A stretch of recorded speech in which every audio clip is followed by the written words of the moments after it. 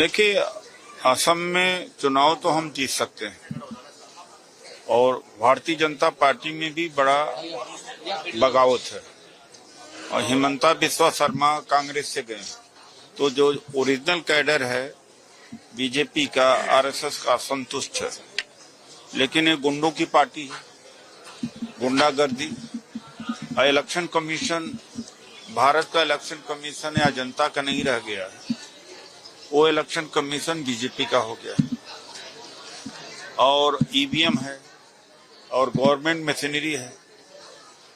इन सारी चीजों को देखते हुए अगर कांग्रेस पार्टी जीती भी रहेगी तो हरा देते हैं, जैसे हरियाणा और महाराष्ट्र में हुआ और बिहार में हुआ। बिहार में जो शुद्धिकरण के बाद में, वोटर लिस्ट के शुद्धिकरण की बात मैं कह रहा हूँ, 1,32,00,000 वोटर्स ऐसे थे जिनके पता सही नहीं थे, क्या गलत थे या जीरो एड्रेस पर। ऐसी परिस्थितियों में इस देश का चुनाव हो रहा है तो कितना निष्पक्षता है, वरना एंटी इनकम्बेंसी है। उनके जो एजेंडा है 10 साल पहले कि घुसपैठियों को भगाने का, 5 साल दे दिया जनता ने, फिर 5 साल के बाद में वही मुद्दा बनाए, अभी भी बना रहे। तो 12 साल से मोदी जी क्या कर रहे हैं? देश की सीमा किसके पास है? इन्फिल्ट्रेशन या घुसपैठी आ रहे हैं तो किसके, कौन जिम्मेदार है? और 10 वर्ष से बीजेपी की जो असम की सरकार है क्यों नहीं भगाई? तो मुझे लगता है घुसपैठी पालते हैं, वरना 10 साल कर क्या रहे थे? ऐसे निकम्मे सरकार को रहने की जरूरत क्या है?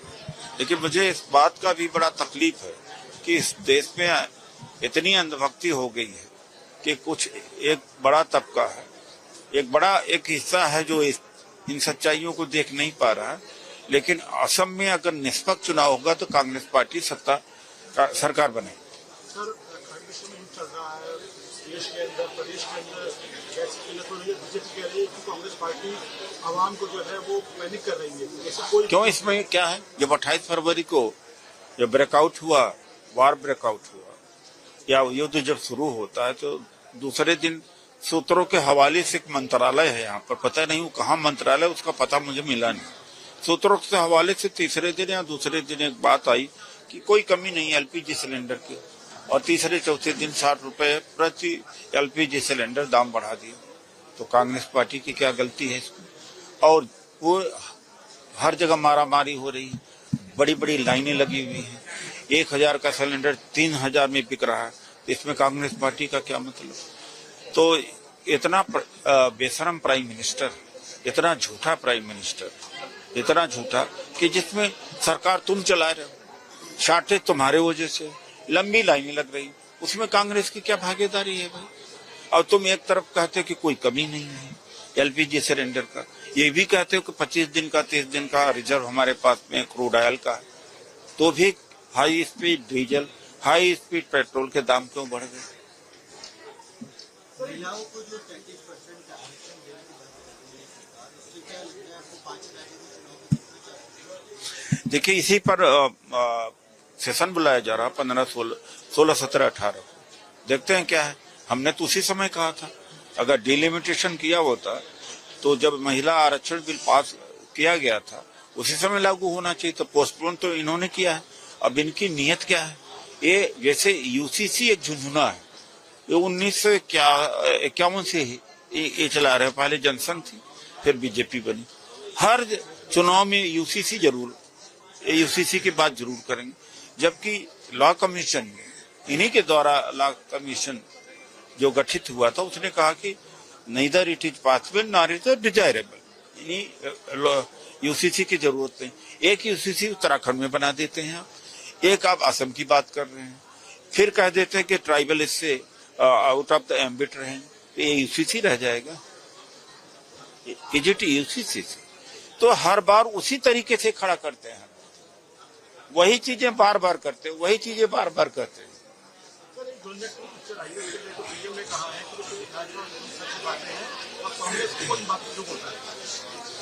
ये प्रधानमंत्री को अब फिल्म का सहारा लेना पड़ा।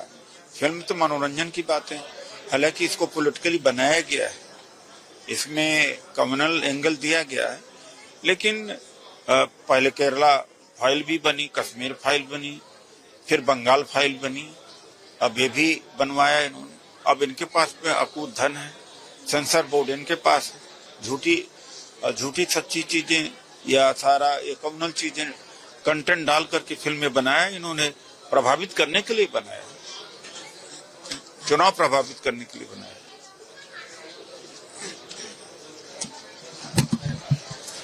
आपने तो यहाँ तक फाइनल तो मैं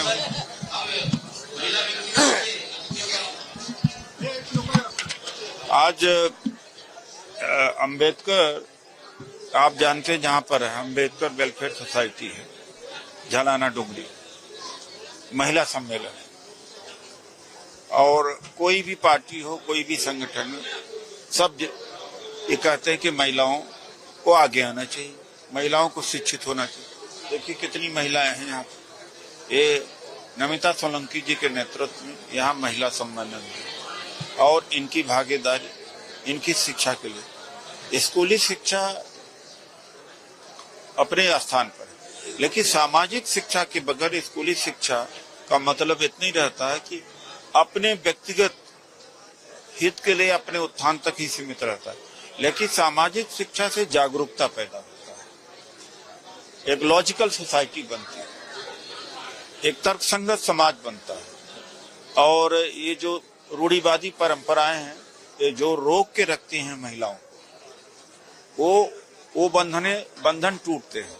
तो नमिता सोलंकी जी हैं जो दलित, ओबीसी, माइनॉरिटी, आदिवासी पर्सन, रोमा पर्सन का जो बहुजन समाज का है, और महिला किसी भी जाति की है, वो बहुजन ही है, चाहे जिस जाति का। मैं तो कई बार कहता हूँ सवर्ण महिलाएं कहीं ज्यादा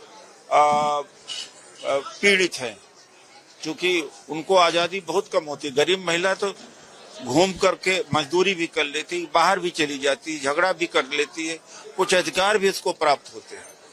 तो आज यहाँ पर यह सम्मेलन हुआ है और महिलाओं की भागीदारी के लिए, सशक्तिकरण के लिए, और इन्होंने यहाँ पर यह भी एक प्रस्ताव पास हुआ कि यूजीसी कानून जो लाया गया था, सुप्रीम कोर्ट ने रोका है, पार्लियामेंट उसको फिर से लेजिस्लेट करे और जो स्टे लगा हुआ वो स्टे यूजीसी कानून का हटना चाहिए।